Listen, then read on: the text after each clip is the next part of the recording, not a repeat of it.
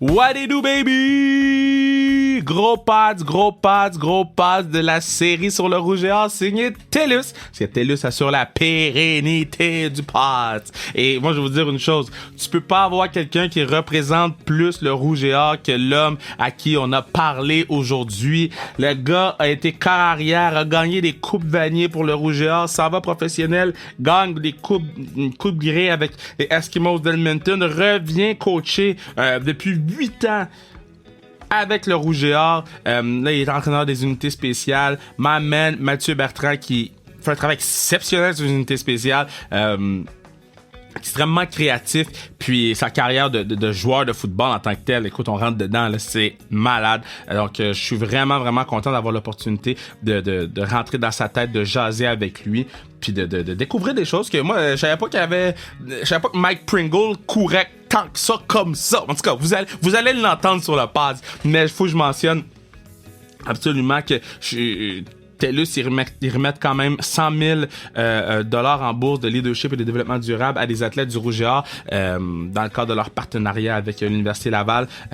Et ça, c'est depuis qu'ils ont commencé. Ça fait plusieurs années qu'ils sont avec l'Université Laval, puis 100 000 dollars, c'est pas rien pour nos étudiants athlètes, parce que je vous le rappelle, c'est des étudiants athlètes, étudiants avant tout, athlètes par la suite. Puis Dieu sait à quel point ces athlètes-là en ont besoin. Dieu sait à quel point c'est important le sport universitaire, que ce soit le rugby, le hockey, le basketball, le football. C'est important de prendre soin de nos jeunes athlètes, nos jeunes étudiants athlètes, autant sport masculin que sport féminin.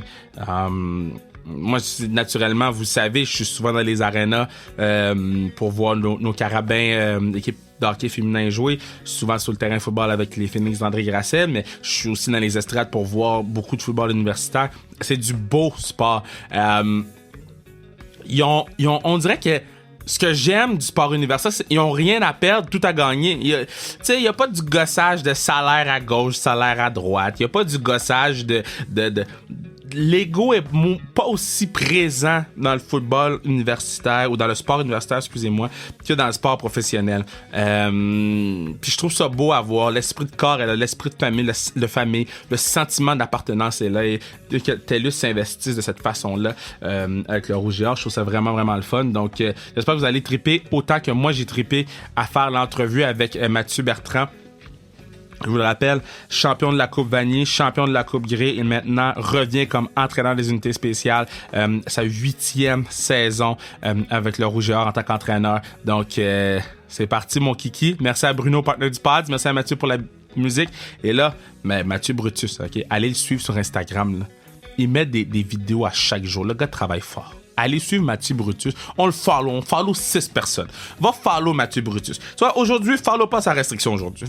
Follow pas sa restriction, va follow Mathieu Brutus. Il le mérite. Donc ça, on va écouter ma main man, Mathieu Bertrand, baby!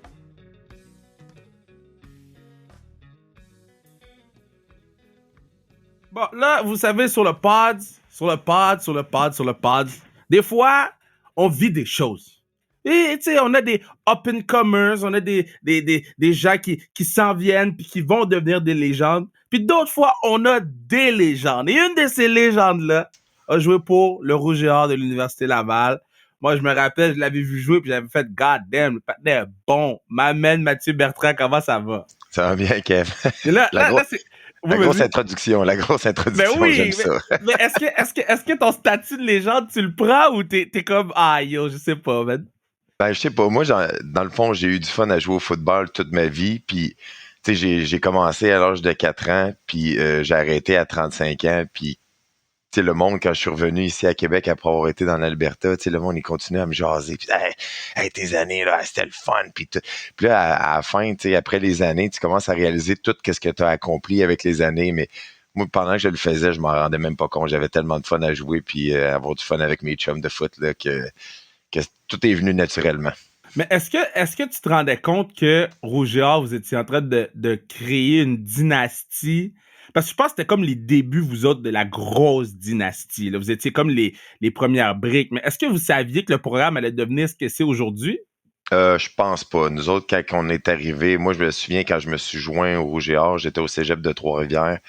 Puis je venais de la je jouais dans le civil à Montréal avec les Rebelles de Saint-Hubert. Puis je Wow. voyais beaucoup de gens qui étaient sur l'équipe étoile, qu'on jouait ensemble durant l'été, qui étaient rendus avec ici avec Jacques Chapdelaine, avec Glenn, qui étaient rendus avec le Rouge et Or. J'étais là comme oh boy, on dirait qu'il y a quelque chose qui est en train de se tramer à Québec. Puis Québec, c'est une ville qui est intéressante pour moi. Tu sais, devenant de Montréal, je disais, aller découvrir une nouvelle ville, puis tout ça. Puis à partir des années, première année, à 98, j'avais eu une bonne blessure. 99, on gagne la Coupe Vanier. Puis tu sais, on s'entend quand on a gagné la Coupe Vanier, on était dans l'inconnu, là, on savait pas pantoute. Là. Nous autres, quand on avait gagné la Coupe d'Osmore, on pensait quasiment que c'était fini. Puis là, là, tu vas jouer au niveau canadien. Puis là, tu joues à demi-finale canadienne. Puis là, au tabarnouche, tu te ramasses à Toronto, au Sky Dome, jouer une Coupe Vanier. Là, tu sais, la grosse, à travers le Canada, les grosses histoires. Nous autres, on n'était pas super bons à parler en anglais dans le temps. Les entrevues avec TSN, c'était catastrophique.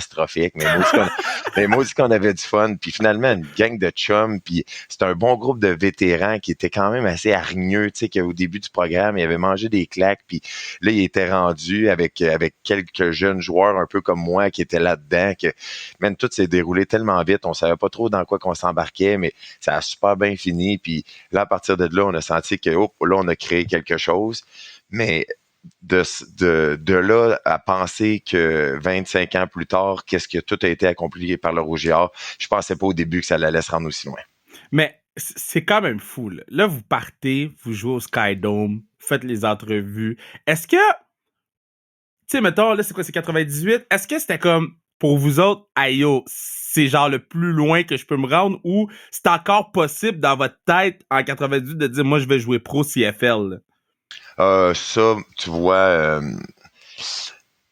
je suis arrivé au cégep, je savais pas trop en quoi étudier. Je suis arrivé à l'université, je savais pas trop en quoi étudier. Tu sais, j'étudiais, le football m'avait amené à faire des études. Puis mon futur, je savais vraiment pas qu'est-ce que j'allais faire. Tu sais, je savais pas. Puis on s'entend au niveau des carrières, la position que j'étais, aller jouer professionnel, Ouais. ça s'était pas très vu dans l'histoire. Non, moi je te dis, je vivais vraiment au jour le jour. Je faisais ce que j'avais à faire, j'avais du fun à le faire. Puis, hey, à un moment donné, j'ai eu des opportunités. Puis, mais c'est pas quelque chose que je pensais pantoute quand que je jouais à l'université. C'est le fun parce que dans la série de podcasts qu'on fait actuellement, j'ai comme 3 générations de Rouge et Or. J'ai eu Kian Arélimana sur le pass qu'on a déjà diffusé. Pierre-Luc Caron qui a joué il y a quelques années pour le Rouge et Or aussi est venu sur le podcast. Bon, on vient de jaser. Je sais pas si ça va sortir avant ou après ton épisode, mais c'était comment gérer les études et jouer au foot dans ce temps-là parce que c'était pas la même chose au niveau du développement de comment tu étudies, là. Ben, c'est sûr qu'il y a différents programmes d'études quand tu es à l'université. Moi, c'était quand même assez bien parce que j'étais en éducation physique. Fait que, tu sais, tous mes cours étaient au PEPS ici. Tu sais, j'avais beaucoup de cours pratiques. J'avais des affaires que j'aimais. Donc, on s'entend qu'il y a des cours qui sont plus faciles que d'autres. Donc, moi, en éducation physique, ça s'est quand même bien géré, malgré que j'ai eu mes ups and downs au début avant de vraiment bien me placer puis d'être un peu plus sérieux dans mes études. Mais, tu sais, les joueurs qui sont en génie, qui sont en médecine, qui sont en architecture, ça, je vais te le dire franchement, ils sont probablement beaucoup plus disciplinés au niveau des études, puis de comment gérer leur temps que je l'étais back in the days. J'ai beaucoup ils m'impressionnent vraiment. Puis, tu sais, ça fait 8 ans déjà que je coach ici, puis quand je les vois aller, puis ils ont des cours de génie, puis de ci, puis hey, c'est du monde extrêmement discipliné, puis avec l'entraînement, moi, en tout cas, ça dépend des programmes, probablement dans quoi. Il faut que tu t'investisses, mais il y a certains joueurs qui doivent être beaucoup plus organisés que d'autres, ça, c'est sûr et certain. Bon, moi, là, je coach André Grasset, tu sais, les gens le savent. Et ta première année, là, on retourne il y a 8 ans, là, tu commences à coacher. Et là, on a beaucoup d'anciens joueurs qui tombent coach, puis c'est le fun de les voir à leur première année parce qu'il y a comme des émotions qui ressortent de joueurs mais pendant qu'ils coachent. Est-ce que tu es capable de te gérer sous le banc? T'étais capable de te gérer sous le banc à ta première année ou aïe, il fallait faire le switch, là? Ouais, moi, ma première année, la beauté avec moi, c'est que j'ai fini de jouer à 35 ans, puis quand j'ai fini de jouer, tu sais, c'est un peu le lot de blessures, l'accumulation de blessures. Puis là, à un moment donné, mon corps, il m'a comme dit, OK, Matt, là, tu commences à être un peu trop vieux. Là, c'est le temps d'arrêter. Puis, tu sais, d'accrocher tes crampons, puis là, c'est le temps de passer à une autre chose. Fait que ça, à ce niveau-là, le deuil de l'intensité du terrain, de la compétition, je l'avais faite. Mais je vais te dire, franchement, en tant que coach, pour ma première saison, ben moi, je me souviens très bien de mon premier meeting, puis je leur ai dit ça. J'ai dit, regardez, là, moi, j'ai joué 30 ans au football, là. J'ai flyé around, j'ai aimé ça. Je frappais tout ce qui bougeait. Moi, j'étais un joueur intense. Puis là, je vais vous demander juste une petite affaire pour me faire plaisir, là. Ben, quand vous allez sur le terrain, là, ben, essayez de jouer à mon image parce que moi, là, vous allez me faire triper ben raide, puis c'est ça qui me reste, là, présentement. C'est juste, vous autres, à travers vous, je vais pouvoir triper qu'est-ce que moi, je peux plus faire physiquement. Fait que les gars, ils ont embarqué, ça fait 8 ans qu'ils embarquent, puis on a toujours autant de plaisir. Ça, c'est fou, man. C'est fou parce que, bon, là, tu coaches les unités spéciales. Pro, tu joues fullback. Universitaire, tu joues carrière. T'as comme touché à vraiment, vraiment beaucoup, beaucoup de choses dans ton parcours de football. C'est quand même assez phénoménal, là, tout ce que t'as fait durant les 25-30 dernières années, là. Ben, ça m'a apporté quelque chose. Tu sais, au début, quand les gens ils m'ont dit, j'ai dit, souvent les gens ils me demandent, est-ce que tu as trouvé ça plate de pas avoir eu vraiment ta chance comme carrière dans les Ligues canadiennes? Puis souvent je réponds à ces gens-là, je dis, non, pas pantoute, parce que on dirait le fait d'avoir changé de position au niveau professionnel, puis j'avais une accumulation d'une certaine frustration pendant toutes ces années en étant carrière. Je pouvais pas aller jouer sur une unité spéciale, fallait pas que je prenne trop de contacts. Puis moi, j'en mangeais, j'aimais ça. Tu sais, moi, aller frapper quelqu'un sur le terrain, moi j'aimais ça. Tu sais, j'aimais ça avoir la partie rough du terrain. Donc, ben moi. Tu sais, j'étais habitué toujours les pratiques de la même façon. Tu sais, tu fais tes remises, tu t'échauffes, tu lances des passes, tu fais des one-on-one, tu lances des passes. Puis tu sais, je touchais pas à l'accès des unités spéciales non plus. Tu sais, j'avais pas accès à ça. Fait que le fait d'aller à mon premier camp professionnel en tant que fullback, là, toutes les pratiques, c'est tout différent. Fait que là, ça m'a stimulé au max, puis ça m'a challengé. Puis ça, on dirait, ça m'a donné un second regain, me dire comme, holy shit, that I like. Puis je vais te dire, franchement, Raphaël, Kevin, ma mère, elle m'a vu jouer au football toute ma vie. Puis les années qu'elle a été moins stressée de me voir jouer au football, c'est les 9 années que j'ai été à Edmonton, parce qu'elle voyait que j'étais plus un prédateur sur le terrain qu'une proie quand t'es carrière. Fait qu'elle est venue moins stressée, même si c'était un niveau qui avait des plus gros impacts, puis qui avait le jeu la direction du jeu était beaucoup plus rapide, mais elle était moins stressée de me voir aller parce qu'elle voyait vraiment là, que là, je m'amusais là, à fond. Là. C'est tellement le fun de parler parce que là, je vois une autre perspective. Parce que moi, dans ma tête, tout le monde rêve de jouer quarterback. Puis là, toi, t'étais quarterback, tu tombes fullback, mais t'avais plus de fun à jouer fullback. Est-ce que tes carrières avec qui t'as joué à travers tes 9 années, parce que t'avais joué corps arrière, t'avais comme une certaine chimie avec eux autres, ou pendant les meetings, c'était plus friendly avec eux autres parce que t'avais été corps arrière, ou il y avait tout le temps un petit aïe, lui peut lancer le ballon, là? Oui, mais j'ai été chanceux. J'ai ma première année, je suis arrivé, puis il y avait Jason Moss qui a joué des années, qui a coaché, qui est un excellent coach présentement, un excellent aussi à Saskatchewan, qui a été head coach aussi avec les Esquimaux, parce que Ricky Ray venait juste de partir, il avait remporté la Coupe Grey, puis il y avait eu une shot avec les Jets. Fait que moi, Jason Moss, c'est un joueur émotionnellement très intense. Donc, en tant que corps arrière, la première année que j'ai joué avec lui, puis j'ai eu la chance de jouer rapidement, puis je bloquais pour Mike Pringle ma première année. Fait que moi, j'étais dans le caucus, j'avais des papillons, je voyais Mike Pringle, j'étais là, et tabac, j'ai dit, je suis aussi bien de faire un trou parce qu'il va m'en faire un dans le dos, ça, c'est sûr et certain. Je voyais son style de course, fait que ça fitait. Puis on avait un corps arrière qui était tellement émotionnellement que si ça n'allait pas comme il voulait, ou s'il y avait eu un mauvais call des arbitres, je te le dis, il avait envie d'arracher son casque puis de frapper tout le monde avec. Puis moi, j'étais dans le caucus, puis j'étais comme, oh man, un carrière, il faut qu'il soit plus compose que ça. Tu sais, j'avais fait ça toute ma vie. J'ai dit, là, t'es en train de tout nous craquer. Tu sais, relax, man, tu vas lancer une interception. Tu sais, souvent, je lui parlais, puis on avait tellement de fun ensemble. Puis l'autre année, ensuite, j'ai eu Ricky Ray, que j'ai eu une super relation avec lui. Pendant 6 ans, j'ai joué avec lui, puis là, je le trouvais tellement compose, puis relax. Puis là, j'étais là comme, bon, ça, c'est l'image d'un carrière. Puis comment qu'il lançait, je regardais sa mécanique de lancer. J'étais comme, il lance vraiment bien le ballon. Mais les gars dans l'autre niveau, ils étaient vraiment bons. J'ai été chanceux.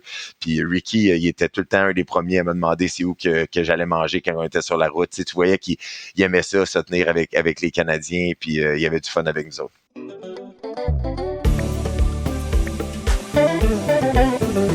Yeah. Et c'est à ce moment-ci que je vous dis que la pérennité du pod est assurée par TELUS. Pour cette série sur le rouge et or signée par TELUS, je suis là pour vous dire que TELUS a remis 100 000 $ en bourse de leadership et de développement durable à des athlètes du rouge et or dans le cadre de leur partenariat qui dure depuis des années et des années avec le rouge et or. Donc, félicitations pour votre engagement envers nos athlètes d'ici, envers notre sport universitaire, notre fierté, et que tu sois rouge et or, que tu sois carabin, que tu sois vert et or, que tu sois... C'est le fun voir le sport universitaire prendre autant d'ampleur et c'est le fun de jaser avec des anciens joueurs, des athlètes qui ont porté les couleurs du rouge et or, maintenant qui coachent. Cette série-là est vraiment le fun à faire, donc on retourne écouter les récits de my man, Mathieu Bertrand, baby! Là, t'as gagné des Coupes Vanier, t'as gagné la Coupe Grey. C'est la question que je pose à tous les athlètes qui viennent sur le pod, qui ont gagné des championnats à différents niveaux. Le plus gros party était où, Vanier ou Coupe Grey? Définitivement Coupe Vanier. Parce que les Coupes Vanier, tu gagnes ça avec tes chums, tu gagnes ça, c'est pas une business, le monde, on se rassemble, on est à Coupe Vanier, tu passes du temps ensemble, on and off the field, tu te vois tout le temps, c'est tes amis, je dis pas que j'avais pas d'amis à la Coupe Grey quand on a gagné, mais c'est plus des petites gangs, mais définitivement Coupe Vanier, c'est les plus gros parties. Puis c'est comment jouer, parce que là, j'ai eu la chance il y a 4 ans, 4 ans de voir mon premier match à l'Université Laval, puis c'est la game qui ont sorti le fit all black avec le casque gold, je capotais, puis juste de vivre ce que la foule me faisait vivre là-bas, puis là je reviens le 10 octobre, je pense, pour votre home game, mais c'était comment jouer ton premier match en tant que corps arrière partant au PEPS dans le temps, maintenant le Stade TELUS? Dans le temps, tu vois, ça a vraiment commencé à prendre de l'ampleur. Au début, là, c'était encore sur un gazon naturel. Il y avait des estrades de bois juste d'un côté. Wow. Moi, en 98, c'est en 99, by the way, qu'on a gagné la Coupe Vanier, mais en 98, la première année, ça l'a grossi tranquillement. Puis au cours des années, là, en 99, c'est sûr que ton premier match, que tu joues carrière, que tu joues universitaire, c'était déjà une coche, là. Tu sais, comme j'ai été voir une pratique collégiale pour le recrutement la semaine dernière avec mon petit garçon, qui là, il arrive il est en secondaire 4, il arrive juvénile, puis il s'installe sur le bord du terrain, puis il voit Garneau pratiquer, puis il dit comme, oh, hey, il dit, tabarnouche, il y a vraiment une coche, de vitesse entre le jeu. C'est la même affaire. Quand tu pars du collégial, puis tu vas jouer universitaire, là, il y a une encore plus grosse coche de vitesse parce qu'il y a un plus grand écart d'âge. C'est sûr que j'étais un jeune corps arrière prometteur, mais j'avais des preuves à faire. J'avais un bon fond, mais t'ajuster à la vitesse du jeu, c'est quelque chose. Moi, j'avais une qualité athlétique que je pouvais tout le temps m'en tirer. Un, j'avais un bras puissant, puis deux, j'étais capable de me sauver avec mes jambes. Fait que ça, quand tu es un jeune corps arrière d'inexpérience, quand tu fais des erreurs, si tu fais une erreur de lecture, déjà, des fois, ton bras puissant peut te sauver un peu.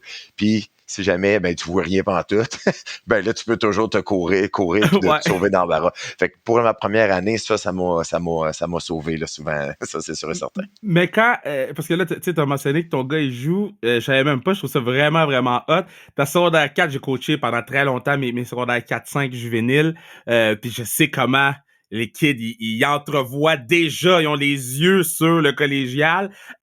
Comment toi, tu gères ça en tant que parent? Parce que c'est quand même... C'est dans longtemps, mais c'est pas dans tant longtemps que ça, puis c'est pas tout le monde qui se rend. Tu sais, comment tu peux gérer les attentes? C'est drôle que tu parles de ça parce que lui, déjà là, je pense qu'il se met beaucoup de pression à cause de mon nom, de ma réputation. Une des raisons pourquoi il joue en défensive, il a jamais voulu jouer offensive, il a jamais voulu essayer carrière malgré qu'il a un super bon bras. Tu vois déjà qu'il se crée une petite distanciation avec moi à ce niveau-là.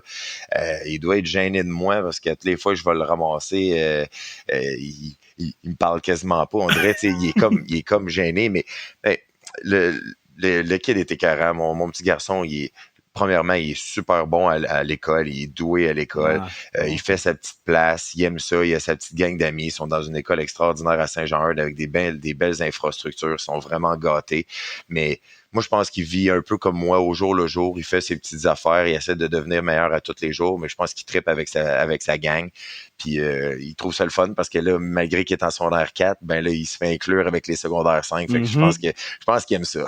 Je suis content que tu parles de ça parce que je sais qu'il y a beaucoup que ce soit mes anciens joueurs ou des joueurs de football scolaire sur la 4-5 qui écoutent en ce moment. Puis les gars, ils se mettent de la pression sur les épaules. Puis je suis tout le temps comme, yo, joue une game à la fois, profite-en. Là. Les meilleures années, c'est le football au secondaire. Il n'y a pas plus nice que de jouer au foot secondaire avec tes chums que tu vois à tous les jours. Profite-en. Puis il faut jamais oublier que oui, tu veux performer, oui, tu veux montrer le meilleur de toi-même, mais si tu te mets trop de pression sur les épaules, tu seras jamais capable de performer à ton maximum. Ouais. Les gars, ils s'améliorent puis ils jouent le plus quand ils sont loose puis quand ils s'amusent. Tu sais, c'est sûr que tu as des responsabilités, c'est sûr que tu veux faire le mieux que tu peux. Mais tu sais, l'important là au football, c'est un, t'amuser, puis deux, c'est quand entre les sifflets, si tu donnes le maximum d'efforts à toutes les fois puis tu l'offres pas, c'est là que tu vas te faire valoir par les autres entraîneurs. Mais en parlant de ça, comment vous faites votre scouting pendant le COVID? Là? Parce que c'est pas facile de trouver des joueurs. Et là, je prends juste nous autres, par exemple, Grasset, on vient pas à Québec. Comment vous faites pour faire votre scouting? Vous regardez Huddle? Oui, c'est pas mal comme ça qu'on se dirige, mais comme je te dis, là, ça a été une tough année pour nous. Là. Oui, tu connais moi, je connais un peu plus les jeunes de la région de Québec, mais c'est tough là, cette année parce que les seuls tapes qu'on avait des joueurs de l'année passée, qui vont sortir cette année, c'était des tapes que ils étaient à leur première année, collégiale, donc certains ne jouaient pas, certains jouaient, donc c'est déjà un bon signe s'ils étaient déjà partants. Mais à cet âge-là, là, Kevin, là, à cet âge-là, entre 16, 17, 18, 19 ans, là, il y a des changements physiques là, incroyables chez certaines personnes. Tu sais, certaines personnes ont leur puberté plus tôt, certaines personnes ont leur puberté plus tard. Moi, personnellement, à ma 3e année collégiale, c'est là que mon corps s'est vraiment développé. Tu sais, là, oui, je m'entraînais, mais là, c'est là qu'on dirait que les hormones ont vraiment commencé à kicker in, puis que là, wow, tu sais, j'ai pris beaucoup de vitesse, j'ai pris de la masse, j'ai pris de la grandeur, 2 pouces. Fait que là, c'est comme... c'est tough, mais là, c'est important. Là, on a commencé là, à aller... nous, en plus, c'est vraiment tough cette année parce qu'on avait notre stretch on a commencé 3 semaines de camp au début août, puis on a eu un 4 semaines sans break, sans bye week. Fait que là, cette semaine, on a finalement un bye week. Fait que là, on commence à aller dans les pratiques, on va pouvoir aller voir plus les matchs. Mais c'est important de voir la progression des jeunes. C'est sûr qu'on a certains noms, on connaît, on demande des listes aux entraîneurs de finissants, on fait nos recherches, on parle, mais c'est vraiment des voir le développement. Puis souvent, il y a des petites perles cachées, il y a des petits diamants bruts cachés que des fois, quand tu les trouves, c'est vraiment plaisant. Moi, je dis tout le temps, là, puis si les jeunes m'écoutent, là, je dis tout le temps, guys, c'est pas juste comment que t'es sur le terrain. Le scout, là, il va regarder comment que t'es sur le banc. Si t'arrives sur le banc, t'as manqué un jeu, tu lances ton casque, il va pas te signer. Pour moi, le banc, comment tu réagis sur le banc, c'est plus important que comment tu réagis sur le terrain, parce que sur le terrain, ça s'arrange. Mais une mauvaise attitude de banc, là, j'en veux pas. Tu sais, je le sais ici, Marc Fortier, ce qu'il regarde beaucoup en défensive, c'est du monde avec des gros moteurs. Tu sais, des gros moteurs, ça veut dire t'es un DB, t'es un halfback, t'es backside du jeu. Est-ce que tu pars en poursuite? Est-ce que tu mets de l'effort au travail à tous les jeux? Tu sais, du monde qui marche sur le terrain, t'es comme, des fois, ça peut être des bons athlètes, mais est-ce qu'ils montrent vraiment le désir de vouloir aller faire le jeu à toutes les fois? Comme moi, on en a un ici, Christophe Beaulieu, qu'on est allé chercher. Il était à Saint-Jean l'an passé, puis à toutes les fois, j'allais regarder les matchs de ce gars-là. À toutes les fois, qu'il soit play-side, qu'il soit back-side, qu'il soit en poursuite, c'était tout le temps 100 000 à l'heure. Puis ça se transpose cette année. Déjà là, à sa première année, il est capable de faire des jeux et de performer à sa première année. Je pense qu'on n'a jamais eu, puis tu me diras le contraire. Vous en avez 2, vous autres, là, 2 bons. Là. Mais je pense qu'on n'a jamais eu autant de bons quarterbacks dans la ligue universitaire québécoise. Tu sais, d'habitude, mettons, quand toi tu jouais, il y avait toi, mais tu sais, après ça, des autres équipes, tu savais pas si... Mais my God, ça a jamais été aussi important et talentueux qu'en ce moment. Toi qui as joué carrière dans cette ligue-là puis qui a été un pionnier dans cette ligue-là, ça te fait quoi de voir un gars comme Sénécal, un gars comme Bolduc, un gars comme Roy dominer de même, là? Ben, moi, je trouve ça le fun. Je trouve ça le fun pour la ligue. Je trouve ça le fun pour les partisans. Je trouve ça le fun pour le spectacle. Parce que c'est ça. S'il y a une année, je me souviens l'année de Hugo Richard, je me souviens plus trop des Ouais. noms des carrières qui étaient là, mais il y avait aucune autre attaque explosive à part la nôtre. Tu sais, ça fait pas des matchs qui sont le fun à regarder non plus. Tu sais, puis même nos partisans, ils s'en plaignaient. Mais là, Sherbrooke avec Robuchon, un bon corps arrière. Mm. Il y a Joe Sénécal, il y a, tu sais, Dimitri Morin qui est pas un pied de série non plus, qui est à Montréal, qui ont de la profondeur. Justement, il y a celui qui est Mathieu Roy de Ouais, Roy. Concordia, ça va bien. Ouais. Je trouve que celui de McGill il est excellent aussi. On a C'est joué vrai. le premier match avec lui. Non, c'est bien. Toutes les équipes ont des bons corps arrière présentement. Puis ça, c'est bon. C'est bon pour la ligue, puis c'est bon pour tout le monde, puis c'est bon pour le spectacle. Fait que moi, je suis extrêmement excité à partir de ça, puis ça fait des matchs le fun, parce que tout le monde est capable de bouger le ballon offensivement. OK, mais qu'est-ce qui est mieux? Un 18-17 ou bien un 44-41? Ben, ça dépend si tu parles au coordonnateur à l'offensive ou au coordonnateur Non, moi, je défensif. parle au gars des special teams. Ben, moi, j'aime bien 44-43. Moi, je veux pas qu'il y ait de punt. Moi, j'ai mon background. Non, j'adore. Moi, quand les unités spéciales embarquent, que ça soit pour n'importe quelle unité, j'adore. Moi, Ouais. ça donne une opportunité aux joueurs de se développer, de les développer pour le futur, parce qu'on en ship à quelques années, on en ship quelques-uns à toutes les années dans la Ligue canadienne, puis les scouts, puis les entraîneurs, ils nous appellent, puis ils nous disent « Hey, les gars sont bien formés sur les unités spéciales, puis ils sont prêts à faire le saut. » On a un gars comme Marco Dubois qui a été drafté en première ronde, puis qui n'était pas nécessairement dans les plans offensifs à Ottawa dans les premières années.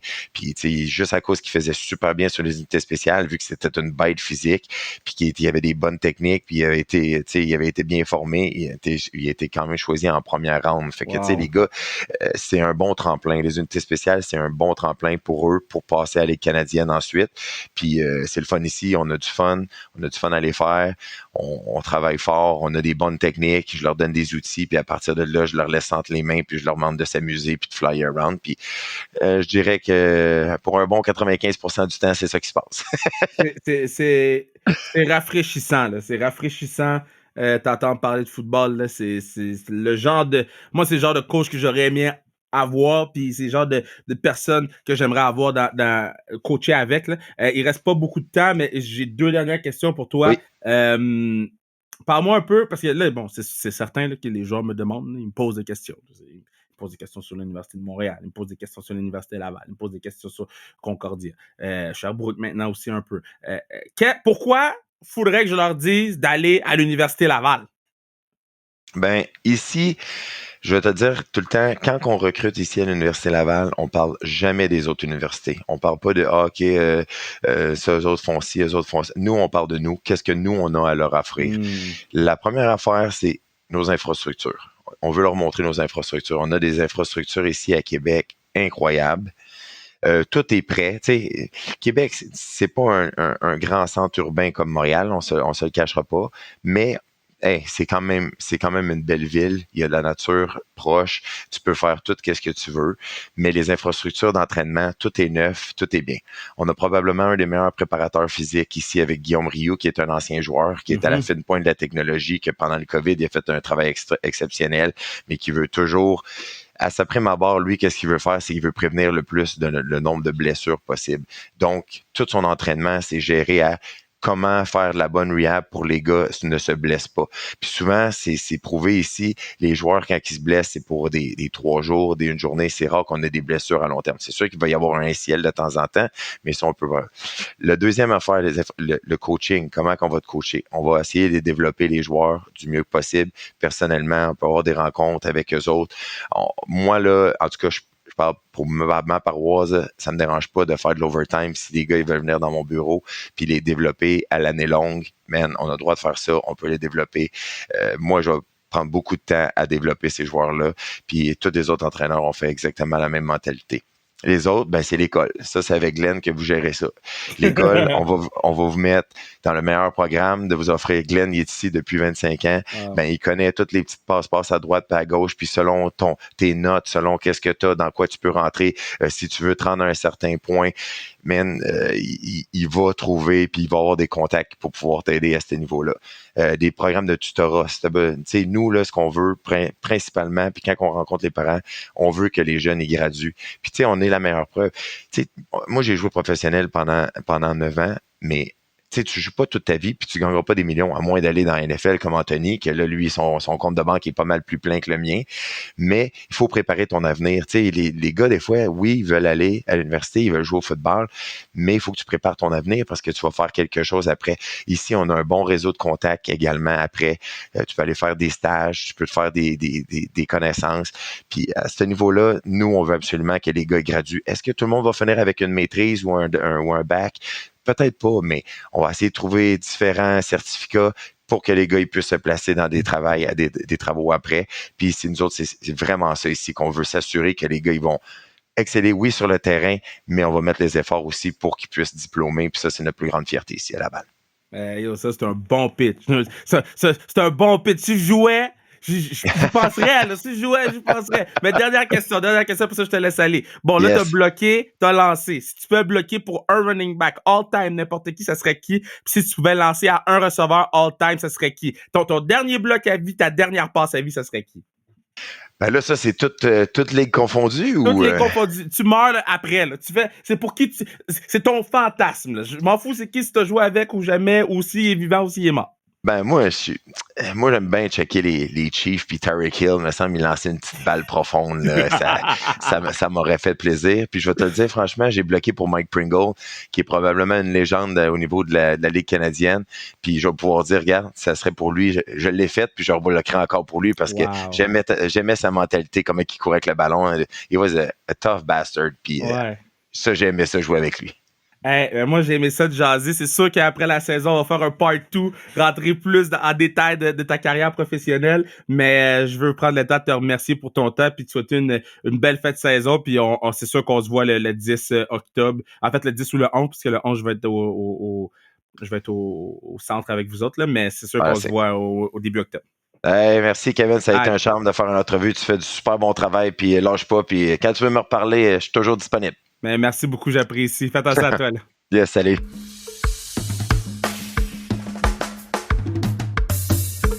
Yeah, gros pads avec Mathieu, là, je l'aime. On dirait que j'ai le goût de prendre une bière avec puis de jaser football, là. X and O's with my man. Il est un bon monsieur pour vrai, le good guy. Puis on s'était rencontrés pour ma capsule avec TVA Sport là, sur le sport universitaire. Je l'avais rencontré à Québec, on s'était croisés, c'était un good talk. Puis de pouvoir, c'était 3 minutes. Puis je suis comme oh my god, j'aimerais ça jaser foot avec. Donc j'ai vraiment hâte. Saison finie, poussière retombe pour tout le monde. C'est sûr qu'on se fait un gros football talk parce que je sens que premièrement il s'exprime tellement bien puis je sens qu'il y a vraiment beaucoup de choses à nous apprendre là-dessus quand même jouer professionnel. Donc merci Mathieu pour ton temps. Je sais que tout est serré là, mais on a réussi à le faire fitter puis je suis vraiment content et choyé que c'est arrivé. Merci à Bruno, partner du Pods. Merci à Tellus d'assurer la pérennité du Pods. Puis merci à Mathieu Brutus pour la musique. Puis nous autres on se voit la semaine prochaine. On s'entend, on s'écoute, on se croise, on s'aime. La semaine prochaine, suivez-nous sur Instagram, @sans-restriction, YouTube, en fait, @sans-restriction sur YouTube aussi. Vous pouvez voir les entrevues parce qu'on a quelques entrevues qui ont été filmées. Donc, je vous aime, puis on se dit à bientôt.